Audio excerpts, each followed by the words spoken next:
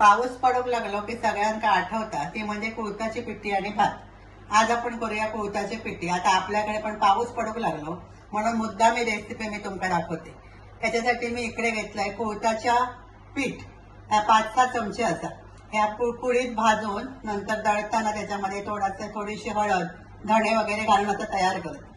इकडे बारीक चिरलेलो कांदो, एक छोटी बारीक चिरलेली मिरची, ठेचलेले लसणीचे पाकळे 5-6, खोबरा, कोथिंबीर, कोकमा, मसाले आणि मीठ.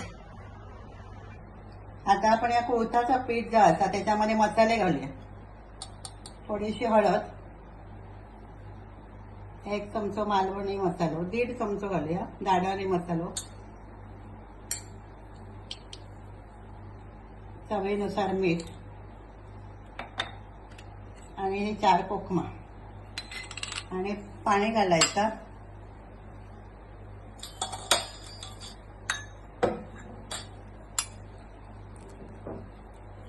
चांगलं ढवळून घ्यायचं. आता पीठ मी असं पाणी घालून पातळ करून ठेवले. ह्याच्यात नंतर अजून थोडा पाणी घालायचं. आता इकडे मी पिठी बनवून घेते. आम्ही त्याला पिठला असं पण म्हणतो. इकडे एक भांडं ठेवलंय, त्याच्यात घातले 2 चमचे खोबरेल तेल. मग त्याच्यात घालूया ही ठेचलेली लसूण.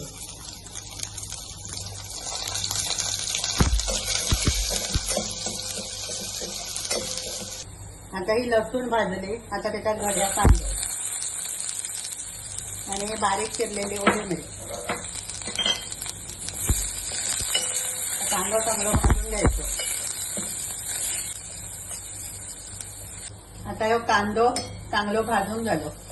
आता त्याच्यात घालूया या आपण तयार करून ठेवलेल्या कुळथाची पीठ.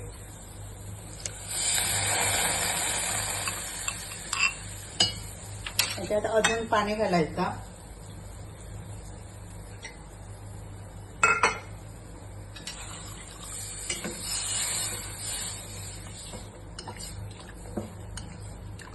आणि या पीठ शिजला की त्या थोडा जाड होता म्हणून त्या ढवळत राहायचं आणि जरा जास्त पाणी घालायचं आणि चांगला शिजूक द्यायचं. आता या जाड होत यायला. तुमका जास्त जाड होया असतात तर अजून थोडासा शिजवा आणि थोडासा पातळच होया असला तर एवढा बस होता. आता गॅस बंद करायचो आणि त्याच्यात घालायची थोडीशी कोथिंबीर आणि थोडासा ओला खोबरा.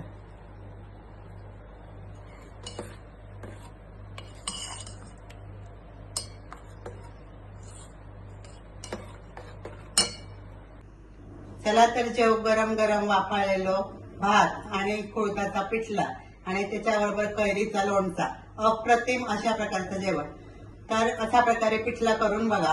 आता पावसामध्ये नक्कीच बनवा आणि ही रेसिपी आवडली तर लाईक करा, शेअर करा, सबस्क्राईब करा.